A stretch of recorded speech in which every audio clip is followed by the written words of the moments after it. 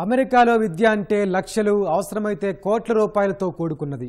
ఎన్నో వ్యయ ప్రయాసలకు ఓర్చితే కానీ అగ్రరాజ్యంలో అడుగు పెట్టలేం. అవన్నీ ఎప్పటికే చెప్పుకున్నా కొంతకాలంగా చూస్తున్నాం. అక్కడ నెలవారీ ఖర్చే లక్షల్లో ఉంటుంది. ఇందుకు ఎలాంటి అడ్డంకులు తలెత్తవద్దన్నా, ఇంటి నుంచి డబ్బులు అడగకుండా ఉండాలన్నా పార్ట్ టైం ఉద్యోగాలు చెయ్యాలి. ఇందుకు కొన్ని నిబంధనలు కూడా ఉన్నాయి. ఇంతకాలం వాటిని పట్టించుకున్నా లేకపోయినా ఇప్పుడు మాత్రం పక్కాగా ఫాలో కావాల్సిన పరిస్థితులు వచ్చాయి. ట్రంప్ రాకతో కాదు కూడదంటే డిపోర్ట్ అయ్యే ప్రమాదం కూడా పొంచి ఉంది. ఇప్పటికే ఆ ప్రభావంతో ఎంతోమంది పార్ట్ టైం జాబులు పోయాయి. కొంతమందికి వాళ్లే మానుకున్నారు. విధిలేని పరిస్థితిలో నానా డబ్బులు పంపండి ప్లీజ్ అనే రోజులు తలెత్తాయి. మరి ఈ పరిస్థితిలో అమెరికా వెళ్లాలా వద్దా? అమెరికాలో ఉన్నత చదువుల కోసం వెళ్లేవారికి కొండంత ఆశ పార్ట్ టైం ఉద్యోగాలు. ఈ విషయంలో ఇప్పటివరకు ఎలా ఉన్నాగాని ఇప్పుడు రోజులు పూర్తిగా మారిపోయాయి. ఇకపై పక్కాగా నిబంధనలు పాటించాల్సి ఉంటుంది. వాటి ప్రకారం అమెరికాలో విద్యార్థులకు 20 గంటల పాటు ఆన్ క్యాంపస్లో పనిచేసేందుకు అవకాశం కల్పిస్తారు. సమ్మర్, వింటర్ హాలిడేస్లో దాదాపు 40 గంటలు ఆన్ క్యాంపస్ పనిచేసేందుకు వెసులుబాటు ఉంటుంది. కానీ ఆఫ్ క్యాంపస్ అంటే క్యాంపస్ బయట ఎలాంటి ఉద్యోగాలు చేసుకునేందుకు నిబంధనలు అనుమతించవు. ఇక మంచి జీపీఏ సాధించిన వారికి యూనివర్సిటీ ఉపకార వేతనాలు ఇస్తాయి. రీసెర్చ్ ఓరియంటెడ్ ప్రోగ్రాంలకు అమెరికాలో అధిక ప్రాధాన్యత ఇస్తారు.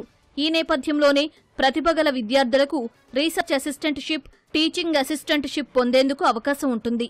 దీని ద్వారా కొంత ఆర్జించే వెసులుబాటు కలుగుతుంది.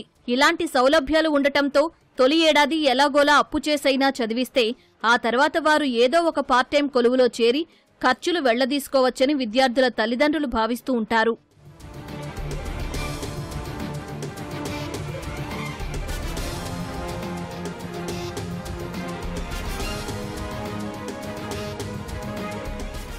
అమెరికా నిబంధనల ప్రకారం F1 వీసాపై ఉన్నవారు కేవలం ఆన్ క్యాంపస్లో అధికారికంగా అనుమతి ఉన్న ఉద్యోగాలు మాత్రమే చెయ్యాలి. కానీ ఆన్ క్యాంపస్ ఉద్యోగాలు చాలా తక్కువ ఉండటం, వర్క్ అవర్స్ పరిమితి కూడా తక్కువగానే ఉండటంతో ఎక్కువ శాతం మంది ఆఫ్ క్యాంపస్ ఉద్యోగాల బాట పడుతున్నారు. దీనిని అమెరికా ప్రభుత్వం, స్థానికులు వ్యతిరేకిస్తున్నారు. తాము ఉపాధి అవకాశాలు కోల్పోతున్నామని స్థానికులు ఆందోళన వ్యక్తం చేస్తున్నారు. ఈ నేపథ్యంలోనే ట్రంప్ రెండోసారి అధికార పగ్గాలు చేపట్టిన వెంటనే అక్రమంగా ఆఫ్ క్యాంపస్ ఉద్యోగాలు చేస్తున్న వారిని గుర్తించి డిపోర్ట్ చేసే పనిలో పడింది అమెరికా ప్రభుత్వం. ఆన్ క్యాంపస్ ఒక 20 అవర్స్ పార్ట్ టైం చేసుకోవచ్చు. అండ్ అది కూడా ఇట్స్ నాట్ గ్యారంటీడ్. అంటే నేను F1లో వెళ్ళాను, నాకు తప్పకుండా ఈ 20 అవర్స్ వర్క్ ఇవ్వాలి మీరు అని డిమాండ్ చేయడానికి లేదు. ఒక జాబ్కి 40 పీపుల్ కంపీట్ అవుతున్నారు యూనివర్సిటీ ఆన్ క్యాంపస్ వర్క్ కూడా. అది కూడా ఓన్లీ మన వాళ్ళలోనే 40 అంటే 1:40 అంటే మీరు చూడండి ఎంత హెవీలీ కాంపిటేటివ్ ఉంటుంది. So work is not guaranteed on campus కూడా. సో మీరు అవైలబుల్ ఉంటే చేసుకోవచ్చు.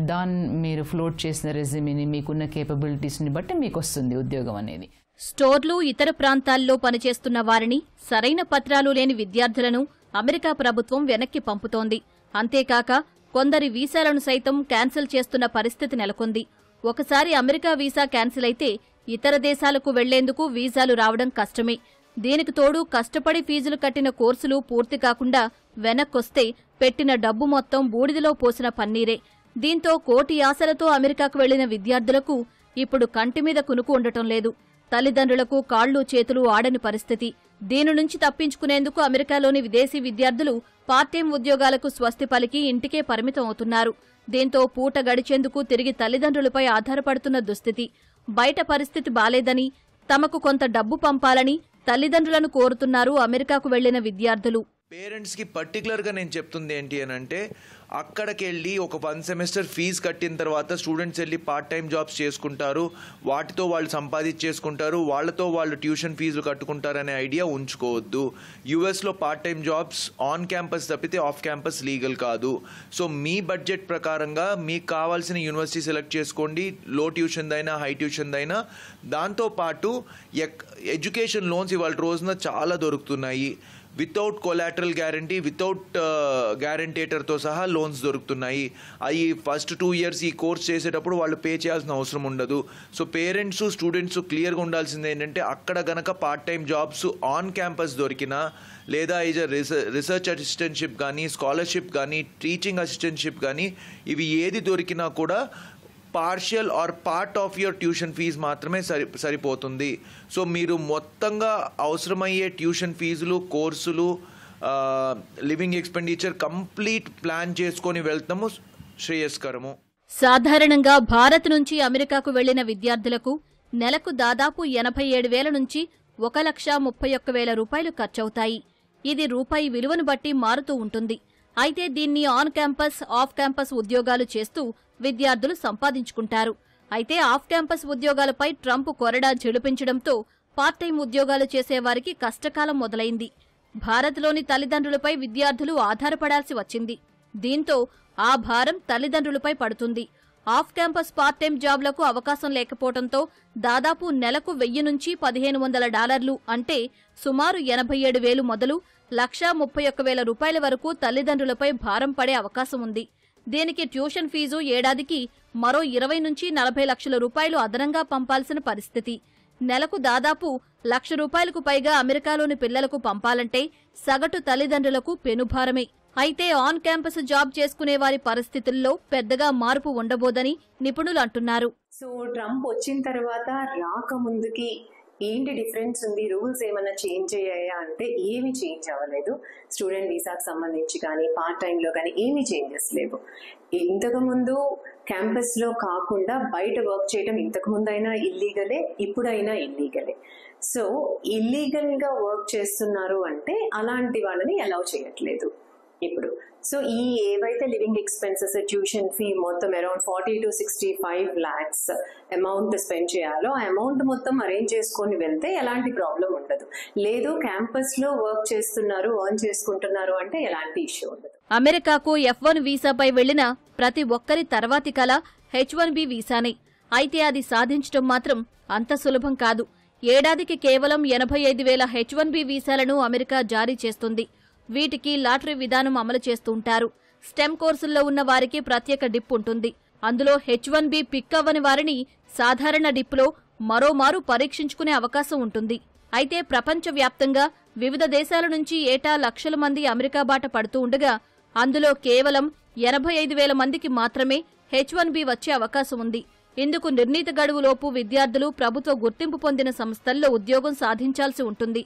అలా ఉద్యోగం వచ్చిన వారికి మాత్రమే H1B వర్తిస్తుంది.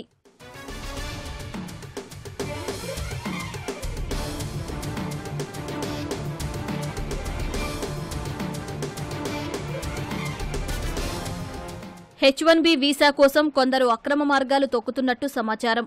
ఫేక్ ఎక్స్పీరియన్స్ ని చూపడం, కన్సల్టెన్సీల మాయ మాటలను నమ్మి ఫేక్ పే స్లిప్లను చూపించే ప్రయత్నం చేస్తున్నారు. ఇలాంటి వారు చెకింగ్ సమయంలో దొరికిపోతున్నట్టు తెలుస్తోంది. ఫేక్ పే స్లిప్పులు చూపుతున్న వారి ఫోన్లు, ల్యాప్టాప్లు, బ్యాంక్ ఖాతాలు చెక్ చేసినప్పుడు అసలు బండారం బయటపడుతుందని నిపుణులు చెబుతున్నారు.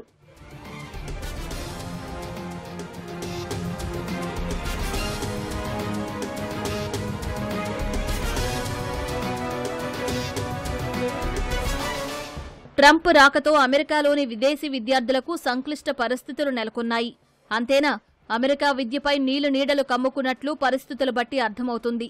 ఇలాంటి పరిస్థితుల్లో అమెరికా విద్యపై ఆశలు వదులుకోవాల్సిందేనా అనే ప్రశ్న విద్యార్థుల మదిని తొలిచేస్తుంది. ఇలాంటి పరిస్థితుల్లో అమెరికాకు ప్రత్యామ్నాయంగా యూకే, జర్మనీల్లోనూ మంచి అవకాశాలు ఉన్నాయని విదేశీ విద్యా నిపుణులు వివరిస్తున్నారు.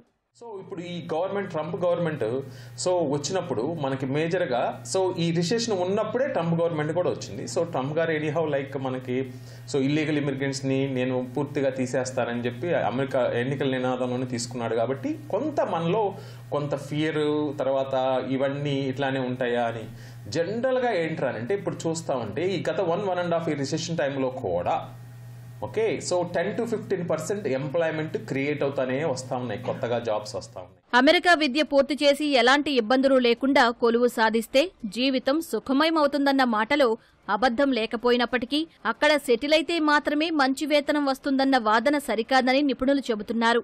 సరైన సమయంలో ఉద్యోగం రాకపోతే తిరిగి భారత్కి వచ్చి మంచి ఉద్యోగం సంపాదించే అవకాశం ఉందని వివరిస్తున్నారు. తల్లిదండ్రులు సైతం 2 ఏళ్లకు విద్యార్థులు అమెరికాలో చదువుకునేందుకు సరిపోయే మొత్తాన్ని ముందే సమకూర్చుకోవటం మంచిదని, అక్రమంగా పార్ట్ టైంలు చేయటం వల్ల విద్యార్థులు తీవ్రంగా నష్టపోయే ప్రమాదం ఉందని వారిస్తున్నారు. గతంతో పోలిస్తే అమెరికాలోనూ ఉద్యోగాల సంఖ్య తగ్గిన నేపథ్యంలో జాగ్రత్తగా ఉండాలని సూచిస్తున్నారు.